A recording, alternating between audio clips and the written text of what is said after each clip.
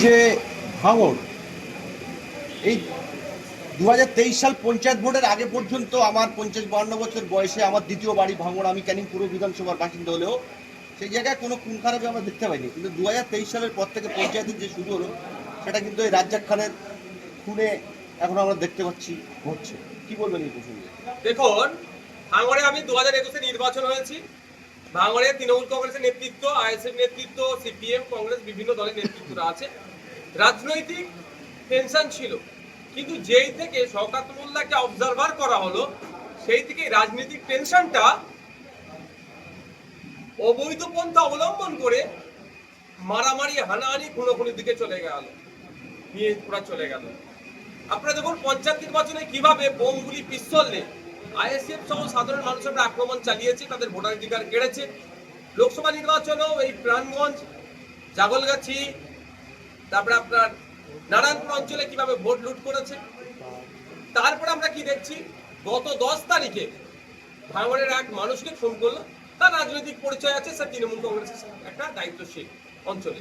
কিন্তু প্রশ্ন, খুন করার সাথে সাথেই শওকত মোল্লা আইএসএফ কে দেখে দেওয়ার চেষ্টা করলো, আইএসএফ করেছে আমার নামেও। কিন্তু দেখুন, লাস্ট আপডেট যেটা আমার কাছে আছে, যে যাকে খুন করেছে রাজ্জাক খা, একদা তিনি আরাবুল সাহেব ঘনিষ্ঠ ছিলেন, এখন শওকত সাহেব বলছেন তিনি শওকত ঘনিষ্ঠ। তাহলে আর যাকে গ্রেফতার করেছে মুফাজ্জল মোল্লা, সেও আবার শওকত সাহেব ঘনিষ্ঠ। তাহলে এটাকে পুরো পরিস্পষ্ট হচ্ছে কোনো একটা লেনদেন বা কেউ এগিয়ে আসছে, নেতৃত্ব যাকে উঠে আসছে, এটা সহ্য করতে পারেনি। গোষ্ঠী কন্দলের কারণে খুন হতে হলো ভাঙড়ের একটি তরতাজা যুবককে। আমি বিধায়ক হিসাবে কন্ডেম করছি, যারা খুন করেছে সর্বোচ্চ শাস্তি তাদের দাবি করতে চাইছি, এবং সাথে সাথে এই খুনের সাথে যারা যুক্ত কেউ না ছাড় পায়। আমি ধন্যবাদ জানাবো পুলিশ কর্তাদেরকে, যে সঠিকটা অন্তত রূপটা ধরতে পেরেছে, যে এর সাথে কারা যুক্ত। আমি এটাও বলছি, ক্যামেরায় রেকর্ড করে রাখুন, আগামী দিনে যদি সঠিক তদন্ত হয়।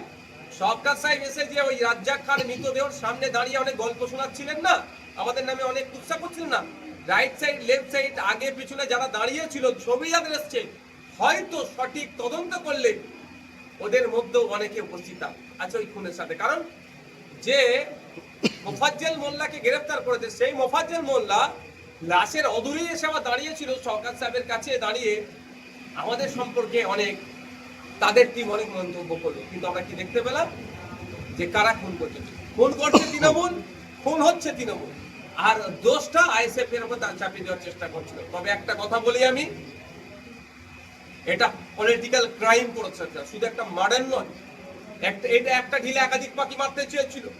একদিকে যেমন আরাবুলকে ছেড়ে চলে এসেছে, আরাবুলের কিছু ছেলের নামে মামলা দাও। আইএসএফ এর যেহেতু বিরোধী দল, ওখানে আইএসএফ প্রধান বিরোধী দল, আইএসএফ এর কিছু ছেলের নামে মামলা দাও, আর ওর পথের কাঁটাটাকেও সরিয়ে দাও। মানে এক ঢিলে এতটা ফাঁকি মারতে চেয়েছিল। তবে একটা কথা বলে রাখি, আমি যতটুকু খবর পাচ্ছি, এটা একদম উপর থেকে, সিপি স্যারের ওখান থেকে নাকি এটা তদারকি হচ্ছে। He is very much intelligent, আমরা জানি। আমি আশা করব সঠিক উদ্ঘাটন হবে, যারা যুক্ত সর্বোচ্চ শাস্তি পাবে। কিন্তু গ্রেপ্তার রাজ্জাক খান মার্ডার হওয়ার পরে বেশ 2-3 দিন কেটে গিয়েছে, যেভাবে গ্রেপ্তারের ঢিলেমি চলছে সেই জায়গায় আপনি কতটা সন্তুষ্ট? দেখুন, আমি একটা কথা বলি, এটা ইনভেস্টিগেশনের part. I am not IO investigation officer, আমি পুলিশ পার্সোনাল কেউ নয়, আমি আইনসভার সদস্য। আমি চাইবো সঠিকটা হোক। যদি ধীরে চলেও সঠিকটা উদ্ঘাটন হয়েছে, একটা তো রুট পাওয়া গিয়েছে, যে কে যুক্ত আর কেন কোনটা হয়েছে, কে যুক্ত পাওয়া গেছে, এবার কেন কোনটা হয়েছে, আর কারা কারা যুক্ত, কারা আগে কোনটা করতে বলেছে, এগুলো বাকি আছে। আমি আশা করব এরপরে স্মুথলি হবে, গতিতে হবে, রুট খুঁজে পেয়ে গিয়েছে। আপনি ভাঙড়ের বিধায়ক, সেই বিধানসভার মধ্যেই রাজ্জাক খান বাসিন্দা, তিনি হয়তো একটা রাজনৈতিক দল করতে পারে। তো সেই জায়গায় রাজ্জাকের ফ্যামিলি কাছে যাবেন কি তার জায়গায় সহানুভূতি জানানোর? দেখুন, আমি সত্যিকারের বলছি, একজন ভাঙড়ের বিধায়ক হিসাবে বলছি, আমি প্রচন্ড মর্মাহত। ওর স্ত্রীর ভিডিওটা নিশ্চিতভাবে আপনারা দেখেছেন। দুটো ছোট ছোট বাচ্চা আছে, বিরোধী দল করতে পারে, আমার তুমুলাতে সমালোচনা করেছে, স্টেজে আমাকে ধুয়ে দিয়েছে। দিনের শেষে সে ভাঙড়ের একজন ভোটার, আমি কোনোদিন তার মৃত্যুতে খুশি হতে পারবো না, আমার ওই রুচি নেই। আমি আমার কর্মীদেরকে যতটা ভালোবাসি, ঠিক ভোটারদেরকেও ভাঙড়ে অতটাই ভালোবাসি। সে আমার তুমুল সমালোচনা করলো, আমি একটা কথা বলি, যারা খুন করেছে আমি তাদেরকে শান্তির ঘুম ঘুমোতে দেবো না। পরিবারের সাথে যোগাযোগ আমার হচ্ছে, পরিবারেরও কিছু বাধ্যবাধকতা থাকছে, ফলে আমি সবটা পাবলিক ডোমেইনে ডিসক্লোজ করবো না। আমি চাই এর বিচার হোক। যদি কেউ ঢিলেমি করে, কাউকে যদি বাঁচাবার চেষ্টা হয়, আর কাউকে যদি মিথ্যাভাবে এর সাথে যুক্ত করা হয়, দেখুন একটা কথা বলে দিই, বাঁচবার জায়গা নাই। একজন গ্রেফতার হয়েছে মানে এই মামলাটা আমি দরকার লাগলে চালিয়ে নিয়ে যাব। ওকে বাঁচাবার চেষ্টা হলো, মামলা সিবিআই যাবে প্রয়োজনে। তখন আবার এই মোফাজ্জল মোল্লাকে খুঁজে বার করবে, আবার ওই যে দুটো বাইকে চেপে ঘুরে গিয়েছিল তাদেরকে খুঁজে বার করবে, আবার ওই জিয়ারুল্লাহ কি রেজাউল কি নাম একটা